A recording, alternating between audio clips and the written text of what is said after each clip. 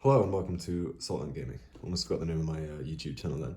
So once again, some time has presented itself to me. So I thought this would be a good opportunity to continue my coin AAR series. So I have I think it's 7-part series on of a distant plane solitaire playthrough slash after action report. So I thought I'd do the same with Fire in the Lake. So I'm all set up for the extended scenario. So this is essentially 1964 all the way through to 1972. So this is kind of pre-major US involvement, all the way through to the Paris Peace Accords, basically. So I've got the maps up. I'll go through this in a second, but I just wanted to touch on the format of this video. So my previous series, I did 7 videos. I'm not going to split them up as much this time. This is the introduction video, and then I'm going to do two separate parts after that. So I'm going to do part 1 will be Q rounds 1 through 3, and part 2 will be Q rounds 3 through 6. If I make it to the end of the final Q round without losing, without anyone winning outright, I will carry on through and do the Fall of Saigon expansion as well. I'm just wondering the best way to do that. I think it depends if I choose to withdraw as America. If I do withdraw as America, I'll play as the ARVN and the US. If I don't, I'll just play as the US and I'll use the ARVN bot. But as it stands for this portion of the game, the base game, I'm going to be playing just as the US. I'm using the Trung bot instead of the one that comes with the base game. I'm a big fan of this. I do like the bots that come with the other coin games, but I find this one feels a bit more like you're playing an opponent, because usually with the bots they get a lot more extra ability, but this one they're kind of limited to the sequence of play a bit more, and I think that the card play is a bit more interesting. So yeah, I'm playing as the US. If you don't know the game, I'm kind of allied with the ARVN, the Republic of South Vietnam. It's a very uneasy alliance though, because basically whilst we share somewhat of a common goal, our victory conditions are drastically different. So yeah, basically it's the ARVN and the US against the Viet Cong and the North Vietnamese army. Viet Cong, sometimes known as the NLF, the National Liberation Front, NVA, PAVN, they call the NVA in the game, whatever you want to call them basically. So yeah, ARVN have got the orange cubes of the police, yellow troops, and one of the things I love about this game is you actually get these special forces, irregular fighters for the coin factions, which is really cool. So yeah, that's ARVN. US are the olive green cubes, and they've also got some irregular forces. This is kind of a mix between sort of Green Beret and CIDG, Civilian Irregular Defense Group. So I think, the Montagnard people, Hmong people, things like that. And then the NVA are the blue pieces. No, sorry, my bad. NVA are red pieces, Viet Cong are the blue pieces. The really interesting thing about this game in the coin series, usually, I'm not quite sure if this is the only one that does this, but usually the insurgents, the guerrillas, will have just guerrilla pieces, these ones here. But in this instance, in this case, the NVA have guerrillas and regular troops. So yeah, I'm just going to kind of take you through the state of the board as it stands now. It's set up. I'll probably talk a bit more after that, and then we'll see how we go. So at the start of the game, I think just about every province is in shot here. Yeah, so like I said, this is kind of major US involvement. I don't think the US had kind of officially gone to war at this point. This is kind of pre-Gulf of Tonkin incident. So I think the US pieces on the board right now are kind of representative of advisors, special forces, military police, things like that. So the US doesn't have a massive presence on the board right now, but I have a base and 2 troops in Saigon down here, the capital, which is pretty much the centerpiece of the game. Like whoever controls the capital is going to win basically, or have the best shot at winning. So yeah, I've got two American troops there with a base, I'm on passive support, so I've got 6 points worth of support there, and it's under coin control. So yeah, I'm there. I'm in Bin Bin. I've got an irregular and a troop there. I've got 2 troops in Kontum, a base, an irregular, and a troop in Pleiku, Dalak. 2 troops in Da Nang, and 1 troop and 1 irregular up in Quang Tri. So, like I said, I've not got a great deal of force on the board right now, and unlike a distant plane, I'm limited to the coup rounds, the propaganda rounds, as the only time I can bring troops in or take troops out, basically, and I'm limited to 10 at a time. I've also got 10 troops and 3 bases out of play, sorry, 2 bases out of play, which can come in through card play and things like that. Yeah, so I'm going to want to get those guys to my available spaces ASAP, basically, or as successfully as I can, because that's actually going to dictate my score. So yeah, that's the US. Not, like I said, not much of a presence on the board right now, but this is 64, and I think I'm kind of in 2 minds about how I'm going to play it right now. I'm either going to bring in a lot of forces very early and try and mop up as much as I can, or I'm going to be very, very careful with it. So yeah, I'll get more into that as I'm discussing my plans and the way the game's going. The ARVN have got very small number of troops in Saigon and Kanto. 1 police in Qianhua and Bajuyan. Got 2 police in Kanto, 3 police in Saigon, 2 police, 2 troops in Anlok, and same in Camaran and Quinon, and Hue as well. I've got 1 police in Da Nang. We've got some police and a ranger there in Quangnam. 2 police here. So they haven't got a great deal of force on the board right now either. And sometimes when I play this solo, I like to play as the US and the ARVN, but I thought for this video I'd keep it just as one faction. So I'm hoping they behave themselves, or at least I can rein them in a little bit. But we'll see how that goes. The NVA have got basically no troops on the board right now. In fact, not even basically, they don't have any troops on the board right now, but they do have a considerable amount of guerrillas in Cambodia and the Fishhook there. Quite a considerable amount of guerrillas in Laos, central and southern Laos, and in North Vietnam, and they've got a base in each of those as well. So I'm assuming they're going to change out their guerrillas into bases quite quickly and start harassing me on the border there. The trail value for them is only at 1 right now, so I'm going to have to keep an eye on that too. In terms of score and what each faction is looking for to score, so the Viet Cong are looking for total opposition and total number of bases. So they want opposition to the South Vietnamese government, to the US, and they want a good infrastructure as well in South Vietnam. So they've got guerrillas in Kiang Giang, Kiang Phong, Tay Ninh, Bin Toi, Quang Duc. Is contested in Bin Din and Pleiku right now, and also in Quang Tri. They've got 27 points worth of opposition and bases. So they've got 7 bases out at the start, and basically these regions here are both active opposition, as is Tay Ninh, Bin Toi, and Quang Duc. Quang Tin, that's it for now. The good thing about this game is they do need to tax to get their resources up. So if I can time it right, once they've taxed in certain areas, it would be a great time for me to get in there and try and break it up a little bit. So I'm getting sidetracked already.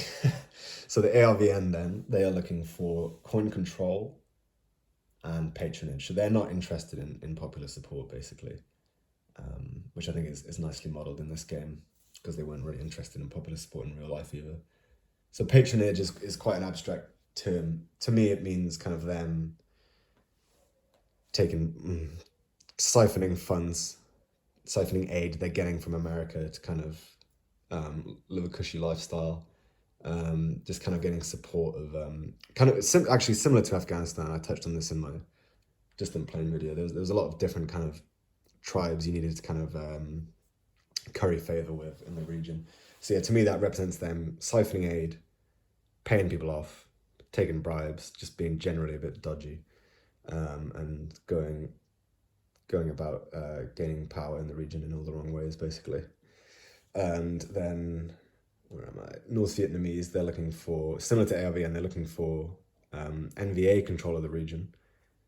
and they also want as many bases out as possible. So they've only got 4 points to start with, because they've only got 4 bases out and they have no control of any regions in South Vietnam right now. The ARVN, sorry, have 35 points worth of coin control and patronage. They've got 15 points worth of patronage. They've got 20 points worth of coin control. So the way they get control, and I think this is another really interesting aspect of the game, is basically any coin forces, so that's ARVN or US, need to have the most pieces in a region, basically. So I've got to be careful as the US because I'm actively contributing to their score, but not necessarily contributing to mine with coin control. Although it is necessary for me to have coin control of a region to be able to build support there. So yeah, and they're going to get patronage basically by reducing my support, and reducing the amount of aid they have as well. So yeah, so that's them. America, US, free world, whatever you want to call them, they are looking for points in support and available, quite similar to a distant plane as well. So the less troops I have in, the better, basically, the higher my score, and then I need popular support in all these regions as well. As it stands, I have no like active support. None of the regions are really pro US or pro democracy yet.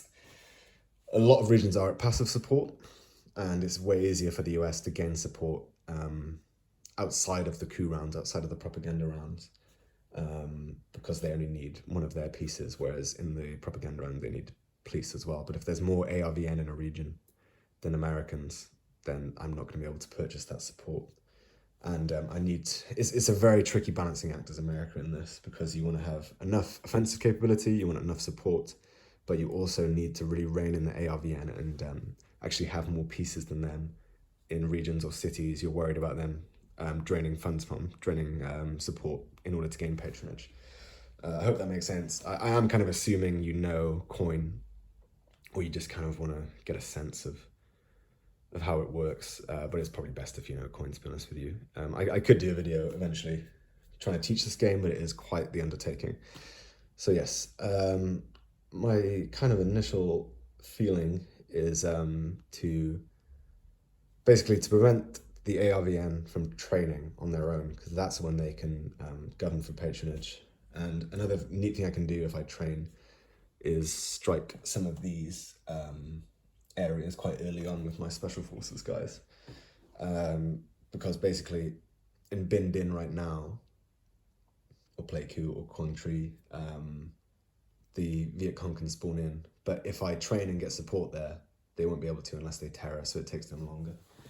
So I've played the extended scenario quite a few times now, and I actually find it plays a lot quicker than a distant plane, especially with the Trung system, Trung bot. So I'm hoping I can get this video completed in maybe 2 or 3 days. It depends if I actually get to the full of Saigon scenario. So that's kind of brief overview of the board right now. I forgot to mention as well, so the ARVN also have pieces unavailable, but they'll get to bring those in later on. I'm going to explain those cards as they come in. They're the pivotal events in the game.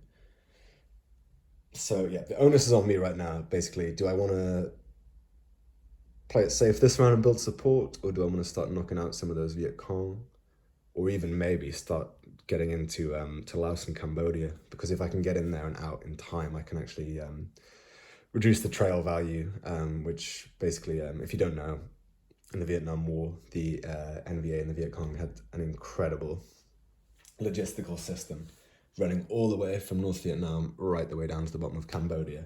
So that's how they were able to infiltrate arms, troops, etc. into the country, and that's represented in the game by this trail. The trail value, so if they're at 4, if the trail value is at 4, it's going to be a nightmare for me, because it basically means they can pop up anywhere on the border, essentially. But if I can keep the trail value low, it's going to, 1, be a lot easier for me because they're not going to be able to get as many troops in, and 2, probably did have a point about that. Never mind, lost my train of thought. Basically, I want to keep the trail low, but we'll see how that goes, because it's quite difficult. There's just a lot to balance in this game, especially as I'm not actively playing the ARVN as well. So yeah, like I said, I'll try and make these.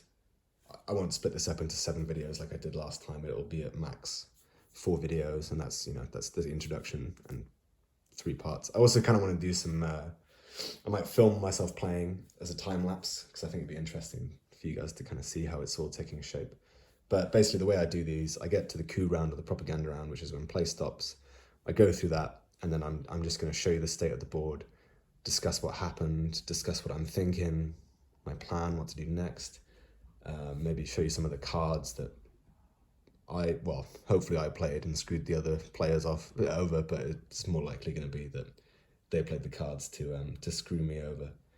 I really, really, really need to watch the ARVN because they can win super quick.